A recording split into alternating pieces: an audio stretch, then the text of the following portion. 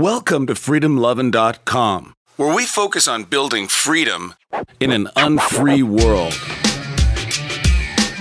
Through personal development, location independence, and passive income strategies.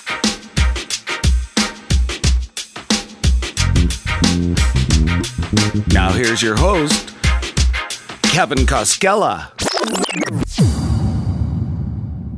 Welcome to another episode of the Freedom Lovin' Podcast. This is episode number 21, and in just a bit I have an interview with Heather Thorkelson, and we're going to talk about how to liberate yourself in a nonconformist way and build your own republic of freedom.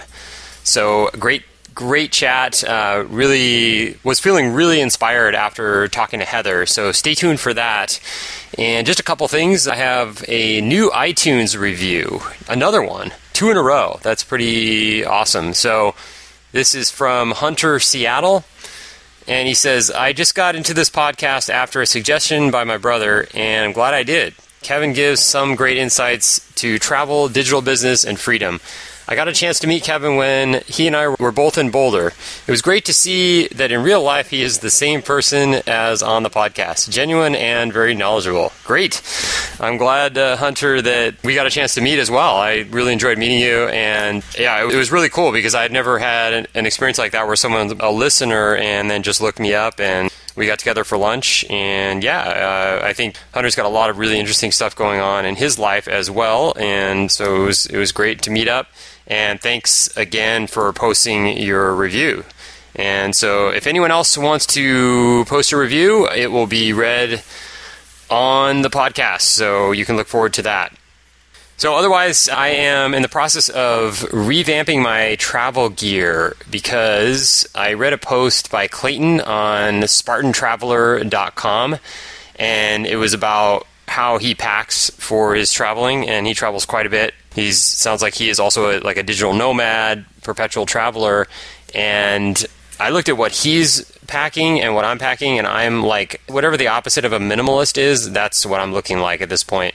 So it's like my bag is way bigger than his. I think he was carrying around a 25-liter pack, and mine is like 75 liters. So I am going to look to hopefully sell that one, or maybe just put it in storage and then get a new pack that's going to be a lot smaller. So looking forward to that. And then also these icebreaker t-shirts, and everybody laughs at these, but I think it's amazing. So what they are is you basically don't have to wash them. They don't absorb like your sweat and everything, so you can wear them as many times in a row as you want. And a lot of people don't believe me on this, but I believe in it. I think they actually work. And so what you can do is basically have just 2 shirts. Just travel around with 2 shirts and maybe make one of them like a nicer, maybe a black one. And then the other one they have a variety of colors. So I'm not sure if I'm ready for that yet, but I'm thinking about it because it seems great, because all you need then, like if I'm going to Southeast Asia, it's hot all the time. So a couple t-shirts, a pair of jeans, and a couple pairs of board shorts, and then a couple of regular shorts, and then just then I got to figure out the underwear thing, because they do have the icebreaker underwear, but I'm a little leery of that too. So I think getting over these things would be a great step in my progression towards more minimalism and being able to just travel super light. Clayton also recommends a laptop bag that I think I'm going to get, and I think it was less than $100. And it would be perfect because I'm going to get one of those MacBook Airs here. I should have it in the next few days. So I think my weight that I'll be traveling around with will be significantly less. My only thing was that I got this backpack that it's an Osprey bag, and it actually has wheels on it too. So you can use it as a backpack or wheel it. And I found that wheeling it is actually really easy. 90% of the places I have traveled, it's really easy to wheel it around. It doesn't look as cool. You don't look like you're a cool backpacker, but it takes the weight off your back, and you're just dragging it along. And I never really ran into any problems, except for in Thailand, there's some places where you go and the boat drops you off in the water, actually, and you walk through the water onto the beach, up the beach to the town, and that was kind of, I had to put the backpack on for that, but no big deal. But most of the time, I put my laptop on my back and I just wheel my bag through the streets and through even dirt and stuff. It doesn't really matter. And that worked out well. But this system, I think I like it a little bit better because it's just so much less stuff. And so that's what I'm working on right now. So, and then I have a minimalist tip, and this is kind of an odd one because it doesn't sound like minimalism at first, but hear me out. So when I need clothes, I use a personal shopper, and it sounds like a luxury and it sounds like kind of crazy, but I went earlier this year, I needed some shirts and went to Macy's, and you can hire or just basically make an appointment with a personal shopper. And what they do is they'll find all kinds of clothes that you give them some ideas of what you want, and they find all kinds of clothes for you. And you get there, and they have them all. The guy that I worked with, he had them all up on hangers, and I just put them in the dressing room. And then I went and tried all of them on, and decided on which ones I liked and which ones I didn't. And then I told him what I wanted to get, and he basically finds out if they're on sale, if they're about to be on sale, and then I can get them at the sale price. So whereas if you just shop, normally you might look at a shirt that's like $80 and think, oh, it's not on sale, it's full price. But you wait like a week and it's on sale, but you wouldn't know that without having the personal shopper. And the other thing is he's free. So it saves you so much time having to go around and look at all these clothes. And also he knows his stuff. Like, he gave me some really good clothes last time, and I'm looking forward to, again, next week doing the same thing. So I don't get a ton of stuff. I just need a couple shirts and maybe a couple t-shirts and stuff like that. But it works out great. It totally saves time. It totally saves money. And you can get to the point. So that's my recommendation on something for this week, is to find a personal shopper and use it because it's free. At least at Macy's it's free. I know you could probably get on Craigslist and pay someone $100 an hour and the quality wouldn't be any better. So this is like a little insider tip here at Freedom Lovin'. So anyway, without further ado, here's my interview with Heather Thorkelson. Go out there and build some freedom, enjoy the interview, and we'll talk to you soon.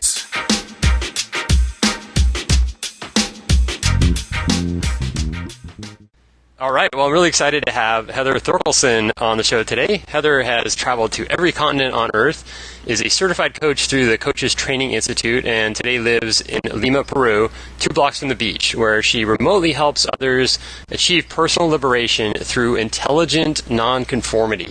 And I think her Twitter profile probably says it best. Architect of Freedom, National Sherpa. My self-esteem took a decade-long hit because I thought there was something wrong with me. The truth is, there was something wrong with the system I was trying to live within. So, yeah, that totally resonated with me because I was the same way in school. Like in high school, I used to put my head on the desk in a lot of classes and just fall asleep. And of course, I thought, oh, I'm just a bad student and I'm get bad grades and nothing's ever going to happen. But yeah, it was all about boredom. I mean, really. And that's something that you look back on and you go, oh, yeah, that's what it was, right? Totally. Or just being not in the correct environment for you to learn and absorb in a way that you're built for. Yeah, exactly. And almost nobody is built for like the school system the way it is set up now, where you're forced to go to these classes that you may have no interest in, and teachers that just are there because they want to collect the paycheck, and yeah. So Totally. And I think that there's a lot of people like us, and nobody really talks about it because it offends the people who are real believers in the traditional school system, or they're like, well, I made it through and I got straight A's and maybe you're just weird, like you're the one who's broken. And it's like, no. No, hang on a second. Because if that were true, then why would you have so many visionaries and people who are like phenomenal entrepreneurs that are school dropouts? Oh, yeah. Oh, totally. Yeah, I look back on it and think, like, it's no surprise at all that I wasn't interested in most of the school that I was going to. It doesn't even fit at all. And, you look back and go, well, what would have happened if I would have dropped out? It would have been, like, a really exciting time, and lots of freedom would be in front of me. I mean, there's definitely all kinds of cases where you see that, where people that did not do any kind of formal education, and they're doing just amazing things. So, yeah, for sure. So what was it that drove you to this kind of nonconformist path of freedom and world travel? Why not just like settle down like everybody else and get an office job and live in the suburbs and things like that? Yeah, good question. Well, the world travel thing was just something that I grew up with because my dad was an airline pilot. So I started traveling with my family when I was really young. I literally took my first trip when I was in my mom's womb. When she was pregnant, they went to Hawaii. So nice. I've been on airplanes for a really long time. And when I was about 8, I started doing, like, I have 2 sisters, and my dad would rotate between the 3 of us, and we'd each get a trip, like a short trip.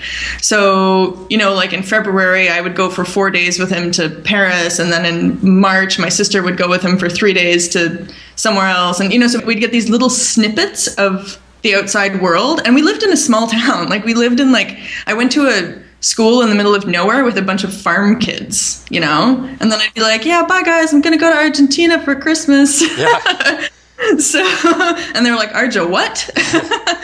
So that, like, you know, when you grow up being exposed to the rest of the world, you can't unsee that. You can't unexperience that, right? Like, you're like, oh my God, there's so much more to life than just the day-to-day stuff that I'm exposed to. So there was that.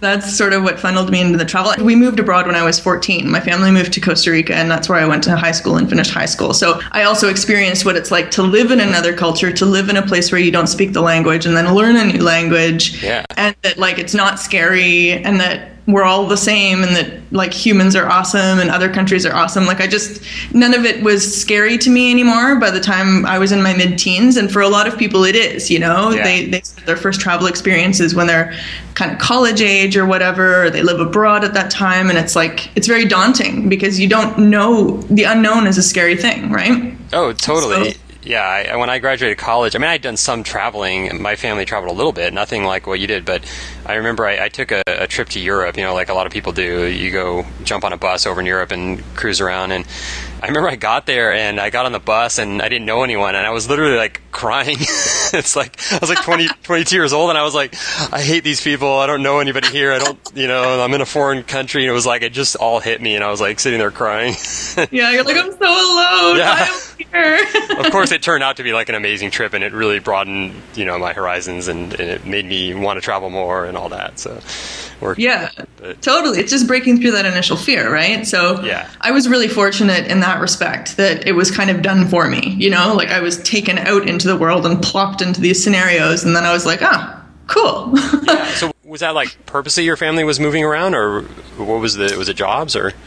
Yeah, no, like when the first time we moved away from Canada when I was 14, that was definitely on purpose. Like, my dad being a pilot, he was always based in Canada, but it's kind of it's an interesting position to have because technically you're location independent. You can live wherever you want, but your base that you fly out of is always the same. So he would, like, his base was Vancouver, but he could live anywhere in the world as long as when he had to show up for work, he was there in Vancouver, you know? But I mean, when you fly for free, then you just fly into work, do your work, and then fly home, right? Yeah. So, yeah, there's a lot of liberty in that. So that was kind of cool. But the other part of the question is, you know, why not live a normal life and, you know, work in an office and settle down? And I think that's very much related to the fact that, well, 2 things. I had experienced so many amazing people doing so many amazing things that weren't in offices that I was like, well, there's got to be something for me.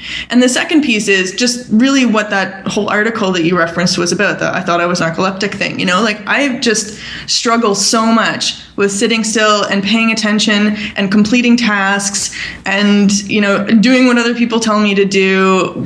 And not because I'm just, like, difficult, you know, and because I don't like rules or whatever, but it is fundamentally important for me to do work that has meaning, right. You know, like, there has to be a point, there has to be a purpose, and not just to, like, sell something for the company or whatever. Like, that's not purposeful for me. Yeah. That doesn't jive with me. That's not part of my value system. So, you know, when I was working a corporate job a few years ago, I was in sales, and I'd have to go to doctor's offices and wait sometimes an hour, sometimes 2 hours to speak with the doctor for 5 minutes to try to talk to them about my product and then leave, you know? And I would sit there.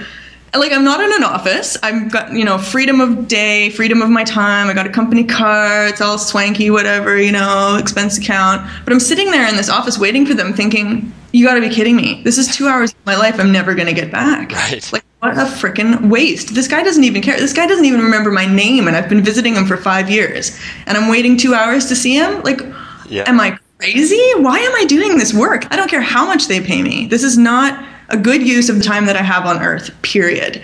And so those paying attention to all of these messages from my mind and body, finally I was like, that's it. That's it. I'm done. Like from now on, it's me. I'm just doing what I want to do. Yeah, that's so awesome. And it's awesome that you figured it out early, because I think a lot of people go down this path, they think they have to do that. Like they have to be the salesperson selling something they don't care about, and that's just life, and you just earn a paycheck and do what you got to do. But you figured it out. I mean, I had the same kind of thing too there. When I got out of college, I was like, I have no idea what I want to do. I thought the idea of entrepreneurship was awesome, but I thought I needed to spend like all these years doing something in the corporate world and maybe doing sales. And so I went for all these sales jobs, and I get in these companies, and it was like nothing of my interest at all. Like I would try to bend it and make it like, oh, well, it's sort of interesting in this weird way. But then eventually I just quit my job or I'd get fired because it just wasn't something I was passionate about. And like you said, like there's no autonomy. It's like you have to do these things, and you have to do them a certain way, and it's like it gets monotonous. And yeah, without that drive behind it, it's really tough to keep going, I think, for a lot of people. For sure. Yeah. You're on your website, you have this whole thing about the Republic of Freedom, and that's kind of what actually drew me to the site originally, because I thought it was like this new form of government. I'm like, freedom government, that sounds awesome. What is it about? Can you just kind of explain that a little bit? Yeah, sure. So it's really just a concept at this point, and I'm building it into bigger things. But, I was doing a lot of thinking about my business. My business is just over 2 years old now. And in the first year, I was doing primarily life coaching because I had to start somewhere and I didn't know where else to start. And my business, technically the brand was Reboot, because my idea was to sort of like help people reboot their system, reboot their brains, to get out of the sort of way that we've been taught to think about what's possible for us. Mm-hmm. And when I was realizing that wasn't really working for me, that wasn't really what my fundamental message was, I was thinking about it, and I've always thought of myself, people always ask me, where are you from? Because I've lived in 6 different countries outside of Canada, and I've just, I've kind of been all over the place. And people always ask me where I'm from, and I'm like, I don't know. I don't know how to answer that question. Where do I live? Is it where I live? Not really. I don't know. And then I had this moment, and I was like, I live in the Republic of Freedom. That's where I live.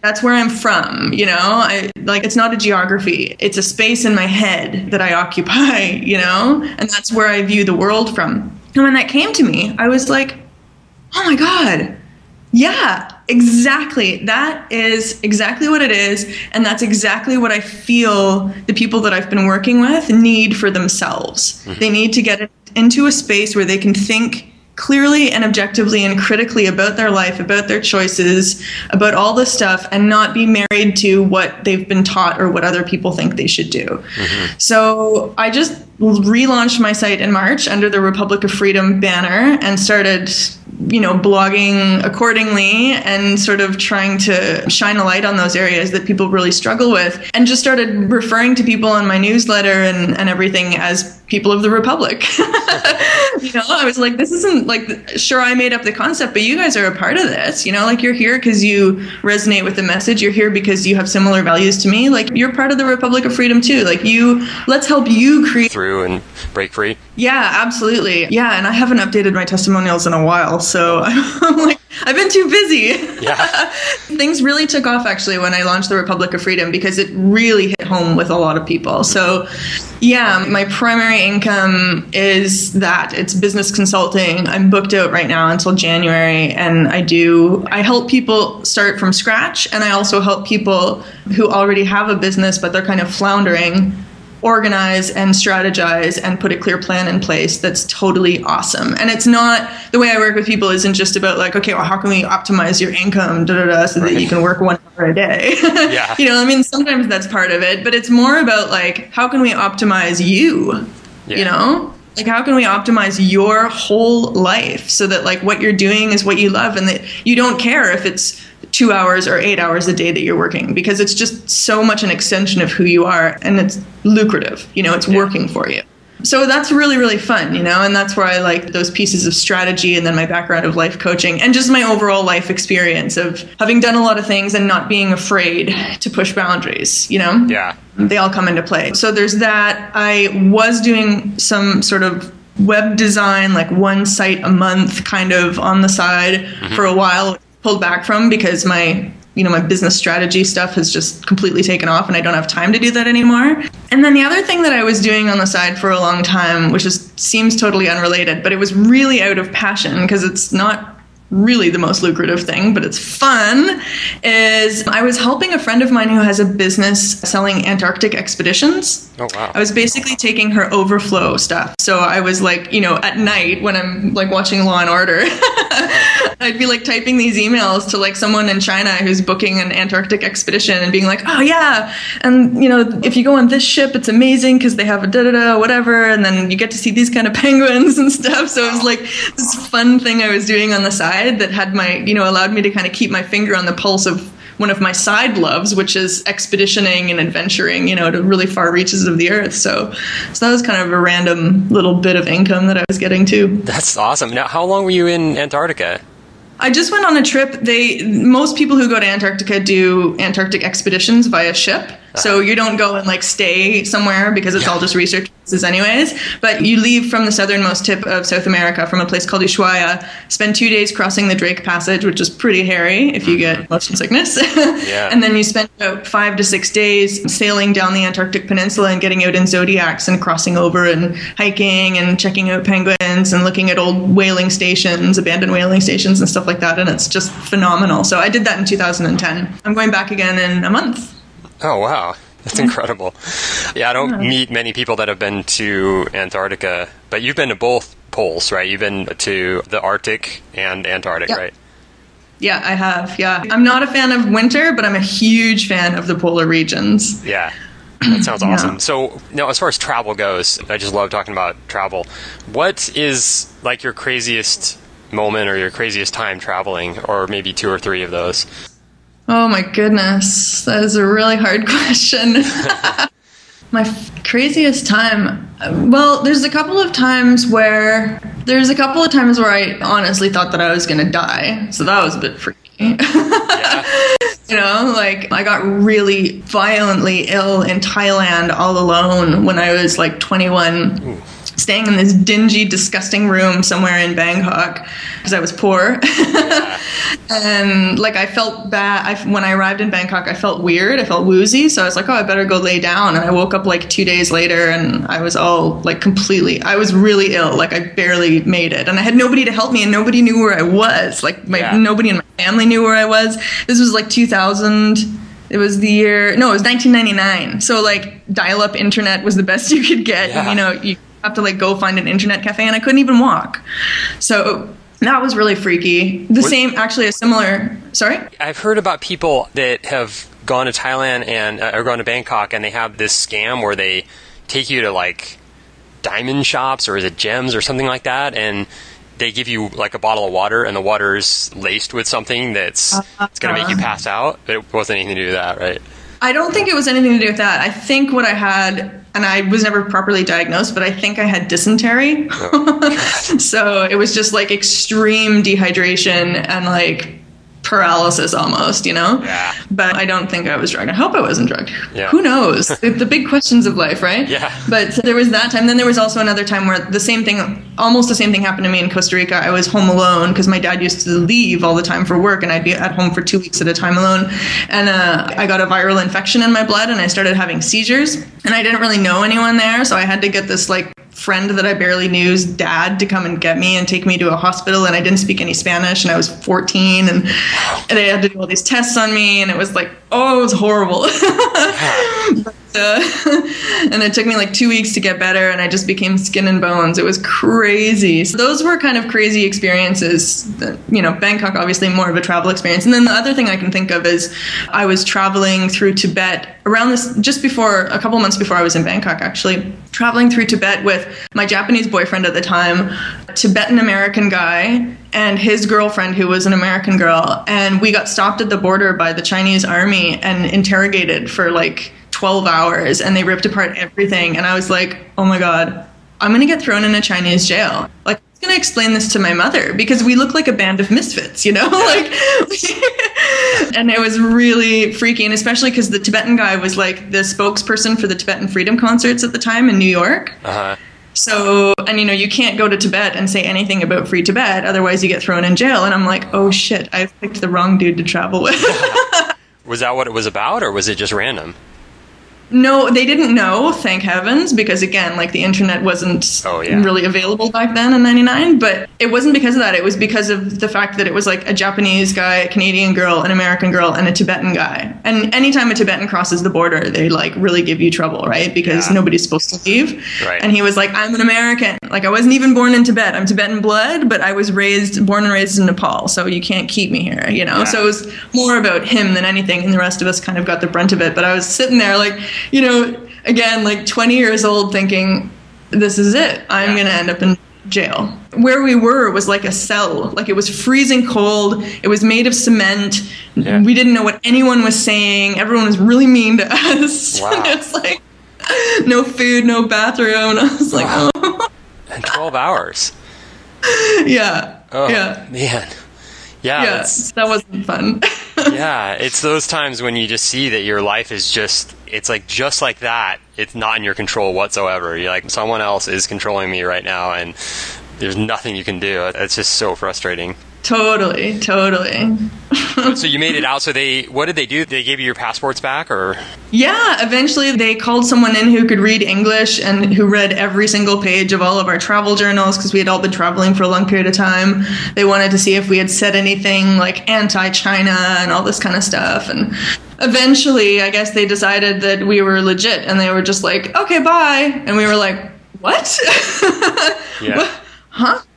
And yeah, it was over as quickly as it began. It was very bizarre, but it was a little bit on the terrifying side. So yeah, no kidding. That is a crazy one. I had another guy on the show a couple podcasts ago, and he had a story about coming into the U.S. He's from the UK, and basically something similar happened. Although it was only like 3 hours, but they were going to send him back to the UK because they just didn't believe his story that he was visiting for 3 months. And so, oh my gosh, it happens here too. It's pretty much the same, but totally. Yeah, you never know, but it's true when it comes to governments and stuff, and when it comes to travel, like you're at the mercy of the places that you choose to go. So yeah. You gotta keep your record as clean as possible, kids. Yeah, and even that doesn't help sometimes. It's like, to me, it's like, you go out surfing in the ocean, and the sharks are always there, but you never know when something's going to happen. So you're kind of putting yourself out there in their territory. So that's part of the risk of it. But if you live in the Republic of Freedom, you can at least have the rest of your life be freed up, so you don't have to think about like that kind of restraint all the time, which is kind of what I always talk about on this show and in my blogs and stuff like that, is like freeing, becoming free in an unfree world, which I think is the only way to go. So yeah. What about your favorite place, or one of your favorite places? I know everybody asks that all the time. Like if you travel anywhere, they go, like I was in Southeast Asia, I saw like a whole bunch of countries, and I mean, everybody asks me, oh, what was your favorite country? And I get kind of tired of answering that, but I wanted to ask you it anyway, because you've been to so many places in the world that, maybe you've got a couple ideas. Yeah. I do get asked this a lot as well, and it's really impossible to answer, but I'll try. Yeah. I definitely don't have a favorite place. I wouldn't even say that I have a top 3 or anything like that, but there are certain places that just have such a special place in my heart, like certain experiences, not so much the place, but the experience that I had while there that was just really indescribable, One of those was when we went and tracked the mountain gorillas in Uganda. It was just like, I don't even know how to put it into words, so I just tell people to go. Yeah. Hiking into a place that is literally called the Bwindi Impenetrable Forest. Like you've got dudes in front of you with machetes because it's impenetrable. Right. It's just vines and like trees and craziness, and you're hacking through for hours and hours, and you're sweating and dying. And then like after all this, and you think, I can't take another step, I can't fall down another hill, all of a sudden you come across this ginormous family of mountain gorillas hanging out in a grove. And it's just, how can you ever translate that moment? And you get 1 hour. Like you pay a ton of money. You need all these people, these trackers and stuff to take you in there. They're very respectful of the gorillas' territory. They only work with gorilla families that have been sort of accustomed to humans. And you get 1 hour to hang out in their space, and then they get you out of there. And that 1 hour of my life is something I'll like never forget. So that was amazing. And Uganda in general is a really cool place. The other place that consistently that really stands out and I consistently recommend to people is actually a pretty widely traveled place, which is the Galapagos Islands. I don't know if you've been there, but it is so beautiful. And what's amazing about it, what makes it such a magical wonderland, is that there's no natural predators there. So none of the animals are afraid of people.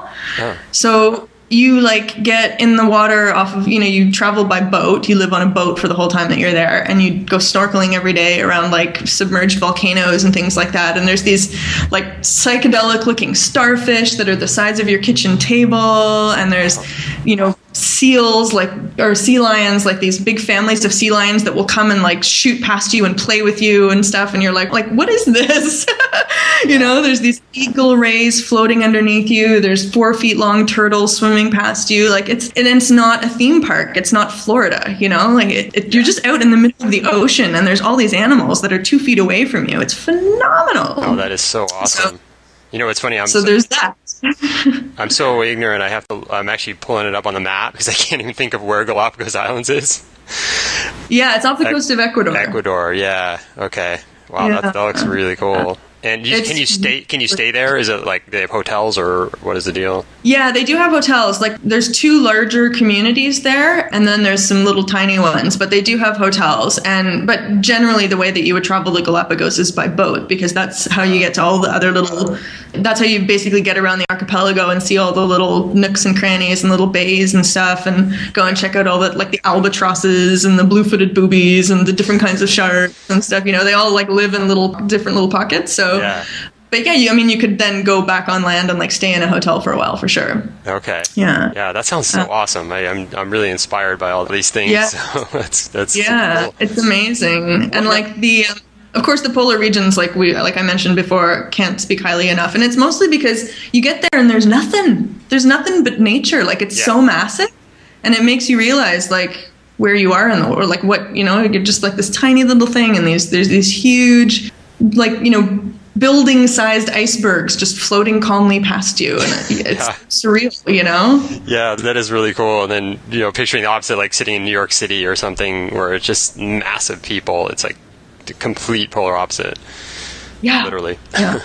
You have these adventure retreats. Can you talk about that a little bit? Yeah, for sure. So I call them adventure reboots because I really feel like it's so important for people, including myself, to get away from our normal environment every now and again and actually go somewhere that is quite unfamiliar, not just, because people, especially North Americans, we have a real tendency to just kind of go to an all-inclusive resort or like go on a trip that's, guided by whatever. It's all like we tend to travel in a very safe way. Sure. And not that I'm traveling in an unsafe way or taking people to unsafe places, but I like to take people to places that they would never have expected they would go, something that's unfamiliar, they haven't heard much about, which is one of the reasons why I take people to Iceland, because some people don't even realize people live in Iceland.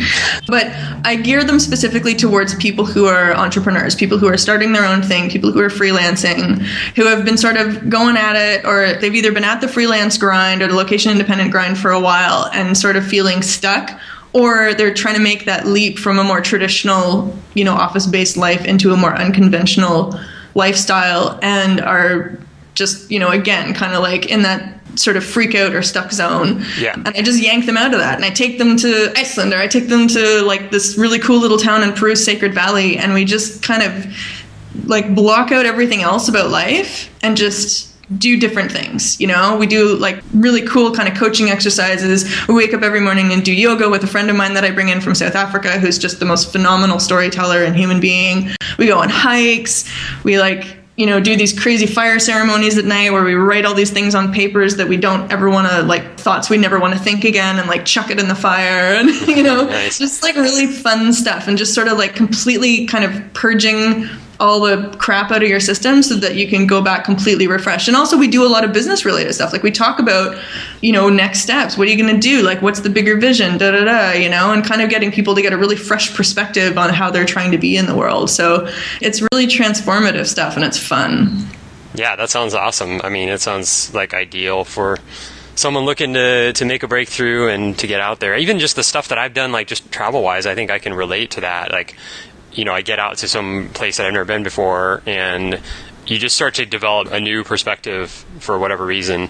Like I remember I went to Bali, and Bali is a really heavily traveled place, a lot of tourists, but the internet there sucks. I mean, it's like ridiculously slow. And at first I was really frustrated, like I'm not getting anything done, stressed out. And then I'm like, who cares? Like, I'm only here for a month, so like, why not just deal with the not getting online as much? And that's kind of a nice thing. So totally. So now you've been traveling a lot, and you've done some of this solo, I'm assuming, and then you also travel with a boyfriend. Yeah, so I did a lot of solo travel, and then I had, for the 6 months that I backpacked through Southeast Asia after living in Japan back in the late 90s, I was traveling for that 6 months with my boyfriend at the time, the Japanese guy. But before that and after that, all of my travels and all of my living abroad was on my own until I met my current boyfriend / long-term partner, who I've been with for 10 years. And we've always traveled together like crazy. It's one of the things that brought us together. So for the past 10 years, I've more or less had a travel buddy, although we do a lot of travel independently as well. And I mean, during this 10 years, I went and lived in South Africa for 6 months without him. So wow. we're both really supportive of each other's, weird location independent lifestyle. Yeah, that's a true test for sure. That's awesome. Yeah, how do you think you've been able to keep together for 10 years? I mean, that's an amazing accomplishment. I mean, people celebrate getting married when they've been together for like 2 years or less sometimes. But I always say, I think the celebration should be after like 10 years. Like you're together 10 years, and that's an accomplishment. Yeah, absolutely it is. Well, it's interesting because I find that travel is one of those things that will either make or break you. And if you're someone who doesn't have travel or living, abroad or whatever high on your list, and neither does your partner, then it doesn't really matter if you don't travel well together, right? Because it's just not a priority. But if there's a disconnect there, if one of you loves to travel or one of you really wants to live abroad and the other person is like really uncomfortable with that, it's going to be really problematic. I'm lucky I haven't run into that problem with my current relationship, obviously, but then my previous relationships and stuff, and my Japanese boyfriend, like we loved traveling. We didn't actually travel that well together. We both loved travel. Yeah. But, we did discover when we traveled together that made us fight a lot. So that was a big sign, right? But, with my current boyfriend, Sean, it seems weird calling him my boyfriend after 10 years. When we actually met 17 years ago in university, but we didn't start dating until 10 years ago. And the first time that we kind of had a beer 10 years ago, I was like, what do you want to do long term? He works for an adventure travel company, so like it's part of what he does, Yeah. What do you want to do long term? And he's like, I don't know, but I want to move back to South America. And I was like, yeah, me too. So, we knew that we had that in common. And then about a year and a half later, I was living in an apartment and my roommate moved out, and Sean said to me, hey, well, maybe this is the chance for me to move in with you. I had already lived with a boyfriend in the past, and I was like, you don't know what you're talking about, buddy, because you haven't lived with anyone yet. I'm like, this like changes things. So like, let's think about this. Okay. Let's not make a rush, whatever. So what we did in the month in between, I didn't have a roommate for a month. We actually went on our first major trip together. And like we had been on some little trips, but we went on like a serious trip. We went to Guyana, where there's almost no tourism infrastructure, and there's like bugs and like heat beyond heat and like misery. Like if you want to, Guyana is phenomenal, but you have to really have a high level of tolerance for being uncomfortable to travel in interior Guyana. Yeah. So we go in there, we fly into interior Guyana in this tiny little airplane. We're like sleeping in hammocks in indigenous villages, kind of stuff, getting eaten alive every day by bugs, getting sunburns, like traipsing around, swimming in rivers with otters. And then we like crossed over the border by foot into Brazil. And then I cut my foot and I was like thinking I was going to get the flesh-eating disease. And and like all this, and then we couldn't get a visa to get into Venezuela. And it was just like, it was so much fun, but it was so difficult. And it was one of the most difficult trips I've ever done. And he definitely saw the side of me that was like, limit, And when we were on the plane, and then we went and met his entire family in Trinidad, because he's half Trinidadian. So it's like, Heather, meet the family. And I was like, oh my God, I'm exhausted. There's like 80 people here. Wow. So on the way home from Trinidad, it was so funny because I was sitting on the plane and thinking, well, we're still obviously we're still together and this relationship is awesome and we're going to keep on keeping on. Like, we're both really happy, but definitely he's not going to want to move in with me now. Like, I think this was a real wake up call for him, spending all this time in these close quarters under these circumstances. And right when I'm thinking that thought, he turns to me and he's like, baby, I totally want to move in with you. Wow. And I was like, okay, cool. So that's the thing, like when travel is one of those things that you're completely out of your comfort zone. You go into places where the real, the most challenged sides of you can show up, and if your partner is cool with that, and if you guys can still support each other and help each other during those moments, then I think you're way better off than people who never experience those challenges or who never get out of their regular bubble. Yeah, that's totally great points, and I can definitely relate to that too. It's like, I think there's a difference too. You went with the extreme travel to kind of sort it all out, and that worked. There's also the thing that I see, which is planning versus not really planning, and I've always enjoyed just kind of showing up places and not really having any sort of plan. And then there's people that's like time to freak out. Like, not having a plan would be heart attack time. And so I think you have to match those things up too. Like, that has to be considered, because I've definitely run into that problem. So that's why I enjoy doing the solo travel so much, because I just can show up. I don't have to go, well, what do you think? What do you want to do? Well, what if we do this and all that? It's just like, I just show up and then things kind of work out. So. Yeah, totally. It's such a good point. You have to have similar travel styles.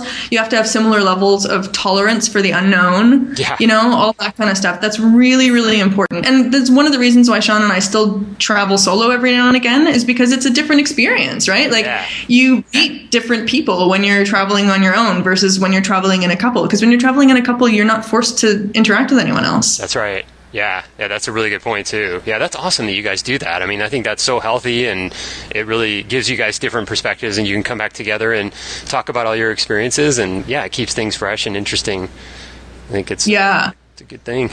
How did you pick Lima? Why are you there, and are you planning on staying there for a while? Yeah, I think so. I mean, barring this last winter, which has left me not feeling super warm and fuzzy towards it. Lima, well, like I said, we've known for the past decade that we wanted to both move back to South America, because in the interim between Costa Rica, I also lived in Mexico for a while, and we've spent a lot of time traveling down here. We've spent a lot of time in Argentina and in, up in northern South America as well, Ecuador and Guyana and Venezuela and stuff. So for a long time, we thought we'd move to Argentina, and we just kind of we didn't really know where exactly we would land, but we knew we wanted to be back in the culture of South America and the sort of the vibe that exists here, which is much more community oriented than North America tends to be. Mm-hmm. And so business was location independent. Once I fully knew that I could make my income as long as I had my computer and an internet connection, I turned to him and said, okay, where are we going to go? And technically he could work from home, but it's better if he's in an office. It's better if he's in one of the company's offices that he works for, because just for convenience's sake, for the way his company runs. So his company had offices in a few different cities, like Lima, Cusco, Buenos Aires, Quito, Ecuador, and there's one up in Costa Rica. So, we kind of, to some degree, had options, but really what it came down to for us is that perfect mix of climate and culture and accessibility. Mm-hmm. And the climate of Lima is very moderate. It's really pleasant here. Culturally, it's really interesting. This whole country is just phenomenally culturally rich, and most people don't realize how culturally rich. It's got a major up-and-coming food scene. It's like the food star of this continent, and we love food.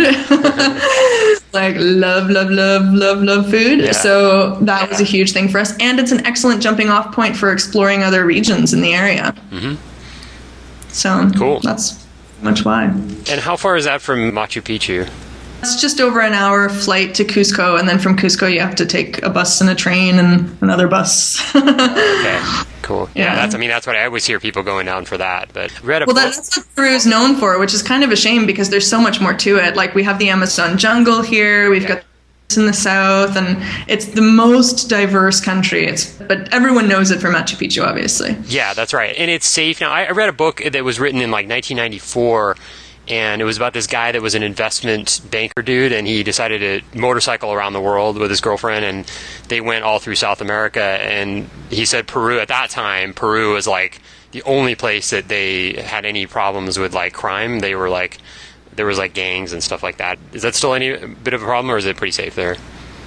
It's really safe in relation to what it was like in 1994, for sure. Yeah. And it's a shame, actually. Peru in general got a really bad rap because for such a long time, like literally decades, it was dangerous, like outright dangerous. Yeah. And it wasn't like nobody spent any time in Lima, you know, people just like kind of got in and got out and like went up to Cusco, up to the ruins. And then like, you know, he would sometimes take his groups to downtown Lima, but it would be like on high alert and stuff. So when we moved here a year and a half ago, even at that point, he was still thinking of Lima, you know, yesteryear. Yeah. And he was like, the centro, like we're not going to be hanging around down there at all, you know? But then we went and it's completely cleaned up. And like now we don't think twice about it. We go to the black market all the time and whatever. It's like, it's been so cleaned up in the past 5 to 6 years that it's almost unrecognizable. And there's families and old people and babies everywhere. And like, it's really, really, really comfortable. And I think that, you know, the stability of the currency, the sheer volume of foreigners that now live here, and just the general cleanliness that you can see, especially in areas like where we live. You know, we live in sort of a nicer area by the ocean. You can tell when you get here, you don't get that feeling of like, oh, I'm being cased. You know, like I go out at midnight to take my dog for a pee every night, and I would never worry about being mugged in my neighborhood. Yeah. Oh, that's good. Yeah, it's always nice to hear this because it seems like most places in the world in general are getting better. I mean, there's always examples of places that are going to hell, but like it just seems like whenever I talk to people that travel a lot and they're wherever they are, they're talking about how it used to be this way and now it's much better. And that's kind of nice to see because even though there's so many bad things that are happening in the world, there's also probably on the whole scale of how things are going, it's more of an upward trend of things generally getting better. So absolutely. I feel the same way. Cool. Now, so the last thing I wanted to ask you about was this idea of location independence. Can you give a couple of tips on how someone can achieve location independence, or you say setting up a personal republic of freedom? Yeah, a couple of tips. One of my tips isn't so much actionable as it is just sort of like knowing where you're coming from, because there are generally speaking, there are two different types of people who are looking at location independence. There are people who want to set up systems that will just generate passive income, you know, like have like some kind of a website where products just sell or like affiliate products sell or whatever. And that's what they want. They actually don't want to work per se. Mm-hmm. They just want to have income coming in and travel around, right? So there's that kind of person. And there's lots of them. And I mean, look, like Tim Ferriss is totally preaching to this type of person, right? Sure. 4-hour work week kind of thing, which is awesome. And then there's another type of person where they want to be location independent. They don't want to be tied down to any rules and stuff, but they actually they really want to do stuff that's meaningful. They want to engage in meaningful work. They want to work with people, or they want to be of service, or they want to like create things that are really cool or something, you know, like there's sort of a different leaning. And I think it's really important when you're looking at location independence to know which one of those you are. Yeah. You know, like to figure out what is your why? Like, what is your why behind location independence? What is your why behind the work that you want to do, you know, or don't want to do?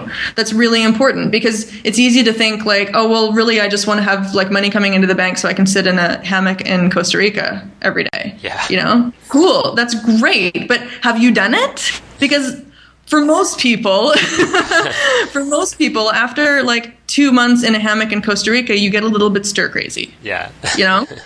So you really knowing like that's sort of my primary before you consider anything else. What type of person are you? What type of location independence are you really looking for? You know, that's a big one. And then the second thing I would say is, this is kind of funny because most people assume that they're going to have to sort of sell dollars for hours. But think about other ways that you can leverage your superpowers other than like one-on-one helping people, you know, other than like business consulting or like life coaching, which is super hot these days, you know, like if you're going to be location independent, there's going to be a lot of places you go to where the internet is not reliable, like news flash. Trust me.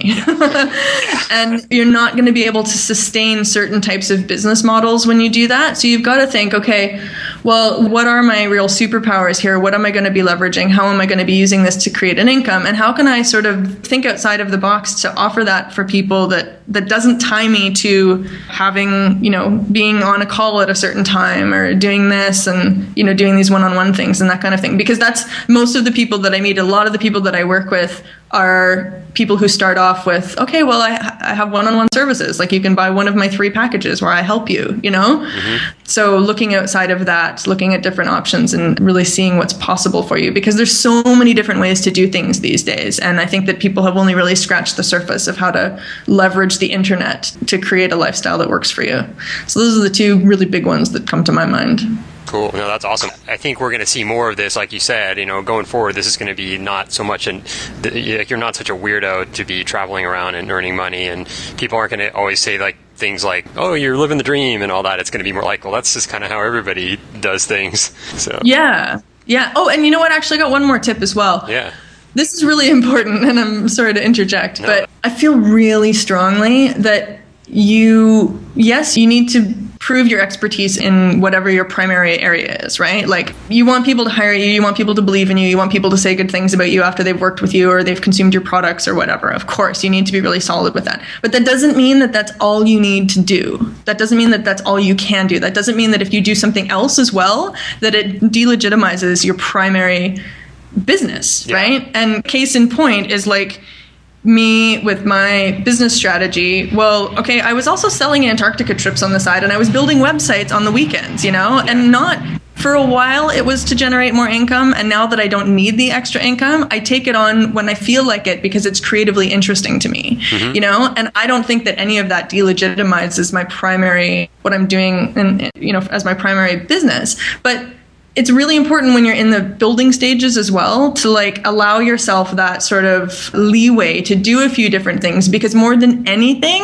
you need to be able to generate income to get yourself going in the right direction. And if you got to do 3 different things or you got to moonlight doing something else that's completely unrelated, knock yourself out. Who cares? Don't worry about what people are going to think. Just do what you need to do.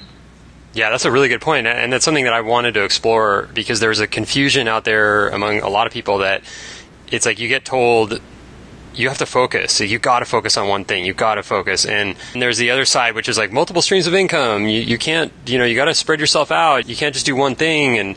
But I think you're right. It's sort of if that's what's working for you, it's kind of like quitting your job. If you're making an income in your job, sometimes it's not a good idea to just quit and do your passion, because that may be really painful. So it's, so definitely nothing wrong with doing multiple things. I don't think, unless it's completely distracting and you're just, all over the map and you're not organized and not getting anything done. But totally. Yeah. Yeah. So people can get a hold of me via my website, heatherthorkelson.com, or they can email me directly, heather@heatherthorkelson.com. And my website obviously has lots of articles and things about creating your own Republic of Freedom and sort of thinking outside of the box. And I'm a really big fan of giving my audience what they need. So if this is something that's up your alley as a listener, email me and tell me what you want to hear more about. Like what are your big questions about location independence? What are your big questions about this? I want to write blog posts that directly answer people's biggest questions. That's really, that's super important. That's why I'm doing what I'm doing. So that's how you can find me. Awesome. Well, Heather, it's been awesome talking to you, and I enjoyed our chat. Yeah, good luck with everything you're doing, and I definitely want to keep in touch. Yeah, sounds good. Thanks so much for having me, Kevin. It's been fun.